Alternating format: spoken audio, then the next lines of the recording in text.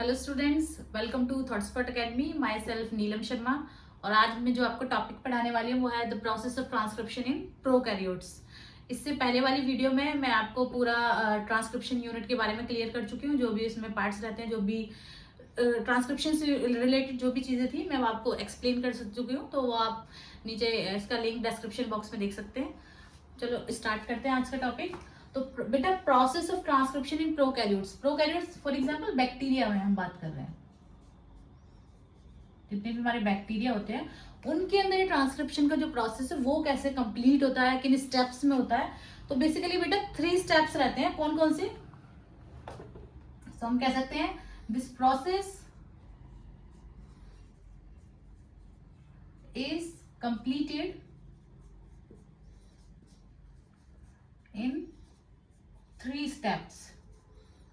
अब वो 3 स्टेप्स क्या क्या रहते हैं बेटा? देखो, नंबर 1, पहले हम 1 बाय 1 पहले नेमिंग कर लेते हैं, उसके बाद 1 बाय 1 उनको पढ़ेंगे। तो नंबर 1 जो है स्टेप वो है हमारा initiation. Then second one is elongation and the last one is termination. जैसा कि नाम से पता भी चल रहा है इनिशिएशन में प्रोसेस स्टार्ट होता है। एलोंगेशन मीन्स एलोंगेट होना, यानी वो प्रोसेस आगे बढ़ रहा है। एंड टर्मिनेशन में क्या है? स्टॉप होना, यानी प्रोसेस हमारा कंप्लीट हो जाएगा। तो एक एक स्टेप को हम अब एक डायग्राम बनाने वाले हैं, उसके थ्रू समझेंगे। चलो इसको हम एक डायग्राम के थ्रू समझ लेते हैं। अच्छा बेटा देखो, तो सबसे पहले देखो होता क्या है, ये है हमारा डीएनए डबल हेलिकल मॉलिक्यूल है हमारा। ठीक है, इसमें एक डायरेक्शन रहती है 3 प्राइम टू 5 प्राइम, एंड जो दूसरी रहती है, दूसरे स्ट्रैंड की जो पोलैरिटी रहती है 5 प्राइम टू 3 प्राइम।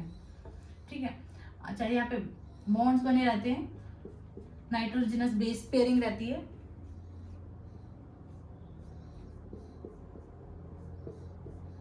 तो बेटा देखो, सबसे पहले वाला जो हमारा स्टेप है उसमें हमने क्या लिखा है? इनिशिएशन। इसको देख लेते हैं इसमें क्या होता है।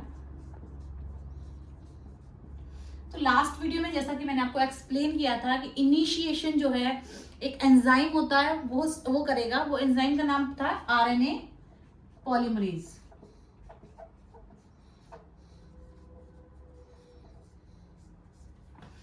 आरएनए पॉलीमरेज एंजाइम, या पूरा नाम इसका हमने पढ़ा था डीएनए डिपेंडेंट आरएनए पॉलीमरेज। ये एंजाइम जाकर के कहां पर जाके बाइंड हो जाएगा? यहाँ हमने पढ़ा था ट्रांसक्रिप्शन यूनिट में क्या रहता है? प्रोमोटर साइट रहती है। यहाँ ये हम पढ़ चुके हैं लास्ट वीडियो में, सब प्रोमोटर साइट रहती है। ठीक है, यानी प्रोमोटर साइट पर आकर के ये जो हमारा आरएनए पॉलीमरेज है यहाँ के बाइंड हो जाएगा। ठीक है, और क्या कर देगा? इस प्रोसेस को स्टार्ट कर देगा, इनिशिएट कर देगा। लेकिन इसकी अपनी कंडीशन है। ये ऐसे इस प्रोसेस को स्टार्ट नहीं करेगा। इसकी खुद की एक कंडीशन है कि इसको कोई फैक्टर चाहिए जिसमें बाइंड हो सके और प्रोसेस को स्टार्ट कर सके। मींस एक इसको इनिशिएशन फैक्टर चाहिए। क्या चाहिए? इनिशिएशन फैक्टर चाहिए इसको। तो बेटा इस इनिशिएशन फैक्टर को ही हम सिग्मा फैक्टर के नाम से जानते हैं। ठीक है, यानी जो हमारा आरएनए पॉलीमरेज है वो सिग्मा फैक्टर से जुड़ करके कहाँ पे बाइंड होगा? प्रोमोटर साइट पर जाके बाइंड होगा, और हमारा प्रोसेस जो है ट्रांसक्रिप्शन का वो स्टार्ट हो जाएगा, इनिशिएट हो जाएगा। तो ये तो रहा बेटा हमारा पहला स्टेप। ठीक है, अब हम जाते हैं सेकेंड स्टेप। तो ये हमारा फर्स्ट स्टेप जो था इनिशिएशन का, ये वाला यहाँ पे इनिशिएशन हमने पढ़ लिया। अब नेक्स्ट जो हम पढ़ने वाला है एलोंगेशन स्टेप। उसमें क्या होता है बेटा? देखो नेक्स्ट क्या होगा।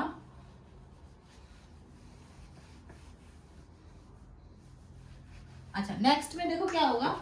अब इनिशिएशन तो हो गया,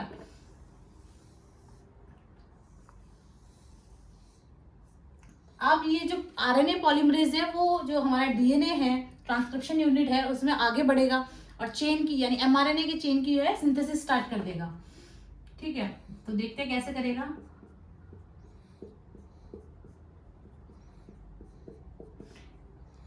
अच्छा, ये सिग्मा फैक्टर की हेल्प से, अब सिग्मा फैक्टर का काम वहीं पे खत्म हो गया। अब जो है हमारा आरएनए पॉलीमरेज है वो चेन में आगे इलोंगेट कर रहा है, आगे बढ़ गया है। ये हमारा सेकंड स्टेप है, कौन सा? इलोंगेशन। अच्छा, अब जो है हमारा जो आरएनए पॉलीमरेज है वो चेन में ये डीएनए के ऊपर आगे इसमें बढ़ गया है और ये क्या कर रहा है, यहाँ से इसने स्टार्टिंग कर दी है एमआरएनए की सिंथेसिस। अब बेटा इस आरएनए पॉलीमरेज का एक फंक्शन और है जो वेरी इंपॉर्टेंट है। यानी पहला हमने जाना कि आरएनए पॉलीमरेज जो है वो प्रोमोटर साइट पर बाइंड एक फैक्टर की हेल्प से होगा, इनिशिएशन फैक्टर की हेल्प से होगा, जो है हमारा सिग्मा फैक्टर। पहली बात, ये हम प्रोकैरियोट्स की बात कर रहे हैं स्पेशली, ठीक है। दूसरी बात क्या है कि आरएनए पॉलीमरेज जो है, जो डीएनए डबल हेलिकल मॉलिक्यूल हमारा होता है, ठीक है, उसके जो हेलिक्स है उसको अनवाइंडिंग करता है। वाइंड रहता है ना, वो वाइंडिंग फॉर्म में रहता है, उसकी अनवाइंडिंग करता है। क्या करता है ये?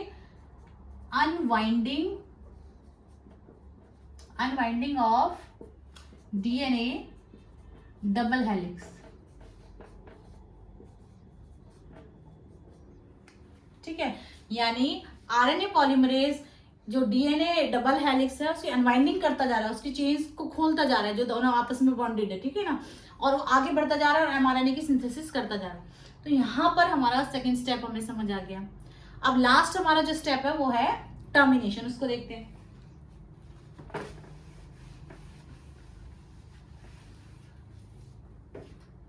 जो थर्ड स्टेप है हमारा कौन सा है? टर्मिनेशन। यानी नाम से हम कह सकते हैं, पता चल रहा है हमें कि टर्मिनेट हो रहा है प्रोसेस। क्या हो रहा है? टर्मिनेट हो रहा है। तो अब ये देखो,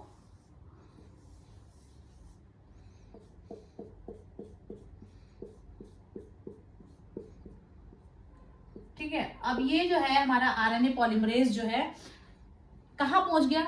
यहाँ पे आपको लास्ट टाइम फिर से अगेन जब हमने ट्रांसक्रिप्शन यूनिट पढ़ी थी कि हमारे जो ट्रांसक्रिप्शन यूनिट है उसमें एंड में क्या प्रेजेंट रहता है? टर्मिनेटर साइट रहती है।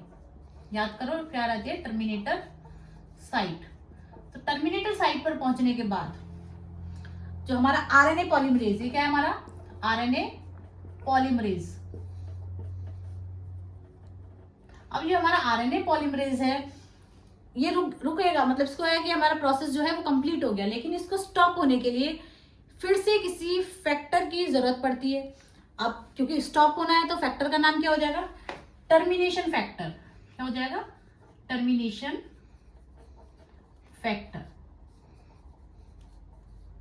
तो बेटा उसको हम बोलते हैं रो। तो जो हमारा टर्मिनेशन फैक्टर होता है उसका क्या नाम होता है? रो। तो रो फैक्टर की हेल्प से ये हमारे, अब यहाँ पे से देखो इतनी हमारी चेन की सिंथेसिस हो चुकी है, एमआरएनए बन चुका है, हमारा एमआरएनए का स्ट्रैंड आ रहा है ये, ठीक है। लेकिन अब इस प्रोसेस को स्टॉप करना होगा। स्टॉप करने के लिए आरएनए पॉलीमरेज जो है वो अपने आप में सफिशिएंट नहीं है, उसको किसी की हेल्प की जरूरत है कि प्रोसेस को स्टॉप करा सके। तो वो कौन है? वो है टर्मिनेशन फैक्टर। तो टर्मिनेशन फैक्टर या रो फैक्टर हम बोलते हैं, इसकी हेल्प से बेटा ये प्रोसेस को स्टॉप कर देता है। ये प्रोसेस जो है हमारा यहीं स्टॉप हो जाता है और हमें एक मैच्योर एमआरएनए ट्रांसक्राइब होके मिल जाता है। तो ये 3 स्टेप्स हैं। कौन से? पहला हो गया हमारा इनिशिएशन, जिसमें जो हमारा आरएनए पॉलीमरेज है उसको जरूरत पड़ती है इनिशिएशन फैक्टर की, सिग्मा फैक्टर की, जिससे वो प्रोमोटर साइट पर जाके बाइंड कर सके और प्रोसेस को स्टार्ट कर सके, इनिशिएट कर सके। देन इलोंगेशन, यानी आरएनए पॉलीमरेज अनवाइंडिंग करता जाता है पूरे डीएनए डबल हेलिक्स की और चेन की सिंथेसिस होती जाती है, इलोंगेट करता है। देन टर्मिनेटर साइट पर जाकर के टर्मिनेशन हो जाएगा, थर्ड स्टेप हमारा, जिसमें आरएनए पॉलीमरेज को किसकी नीड होगी? रो फैक्टर की, जो एक टर्मिनेशन फैक्टर है और प्रोसेस को स्टॉप कर देगा और फाइनली हमें एक मैच्योर एमआरएनए मिल जाएगा। तो यहाँ ये 3 स्टेप्स में बेटा हमारा जो है प्रोसेस जो है वो कंप्लीट हो जाता है, प्रोसेस ऑफ ट्रांसक्रिप्शन कंप्लीट हो जाता है। लेकिन अब इसमें कुछ पॉइंट्स हैं जो हमें याद रखने पड़ेंगे, जो इंपॉर्टेंट पॉइंट्स हैं, ध्यान रख लेते हैं उनको, स्टार मार्क करके उनको पढ़ते हैं। नंबर 1, पहली बात बेटा, जो प्रोकैरियोट्स हैं यानी बैक्टीरिया हैं, उनके अंदर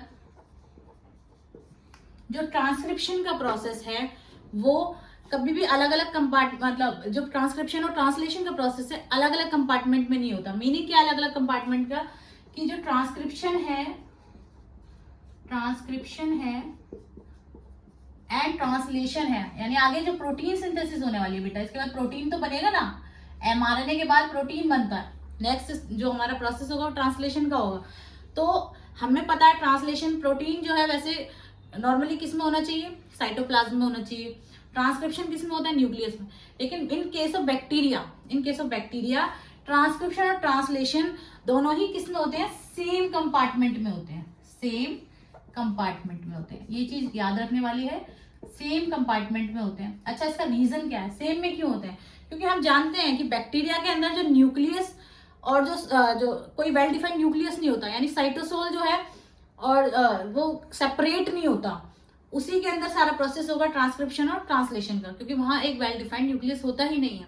ठीक है, तो सेम कंपार्टमेंट के अंदर ट्रांसक्रिप्शन और ट्रांसलेशन प्रोसेस होंगे। और कई बार तो क्या होता है कि जो ट्रांसक्रिप्शन का प्रोसेस कंप्लीट भी नहीं होता, उससे पहले ही ट्रांसलेशन प्रोसेस स्टार्ट हो जाता है।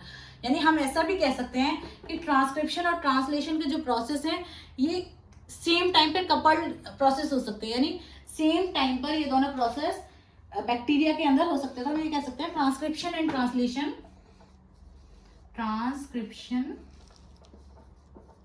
And translation, transcription and translation can be coupled in bacteria. तो ये हमारा सेकेंड पॉइंट हमें समझ आ गया। जो ये कुछ स्पेशल है process of transcription in prokaryotes में, जब हम यूकैरियोट्स पढ़ेंगे उसमें डिफरेंट होता है। तो ये चीज हम यही पढ़ लेते हैं, प्रोकैरियोट्स में और यूकैरियोट्स में डिफरेंस हम लास्ट में एक बार करेंगे। लेकिन अभी हम जान लेते हैं कि ट्रांसक्रिप्शन और ट्रांसलेशन यहाँ पर सेम कंपार्टमेंट में होने वाले इन केस ऑफ प्रोकैरियोट्स और बैक्टीरिया। और ट्रांसक्रिप्शन एंड ट्रांसलेशन जो होते हैं वो दोनों ही प्रोसेस कपल्ड हो सकते हैं। Coupled means at the same time, यानी ट्रांसक्रिप्शन अभी हमारा कंप्लीट भी नहीं हुआ, यानी चल रहा है, एमआरएनए बनकर पूरा कंप्लीट नहीं हुआ, उससे पहले ही ट्रांसलेशन स्टार्ट हो जाए, उसको प्रोटीन बनना स्टार्ट हो जाए। तो ये सिर्फ किस केस में होता है, प्रोकैरियोट्स के केस में और बैक्टीरिया। एक लास्ट पॉइंट और इसमें देख लेते हैं। लास्ट पॉइंट इसमें क्या है बेटा कि इन केस ऑफ प्रोकैरियोट्स जो एमआरएनए हमारा बनकर आया है उसको किसी मैच्योरेशन की या उस किसी प्रोसेसिंग की जरूरत नहीं होती, वो फुली मैच्योर हमें मिलता है, in the fully mature form में मिलता है। लेकिन यूकैरियोट्स जब हम पढ़ेंगे वहां पे प्रोसेसिंग की जरूरत होती है। ठीक है, तो हम यहाँ पे ऐसे कह सकते हैं कि the mRNA produced does not require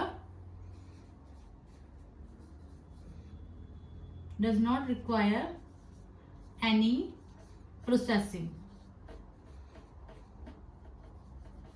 ठीक है, ये तीनों पॉइंट्स हमने क्यों लिखे हैं, क्योंकि ये तीनों पॉइंट्स जो प्रोसेस है हमारे ट्रांसक्रिप्शन का प्रोकैरियोट्स में उसको डिफरेंट बनाते हैं process of transcription in eukaryotes.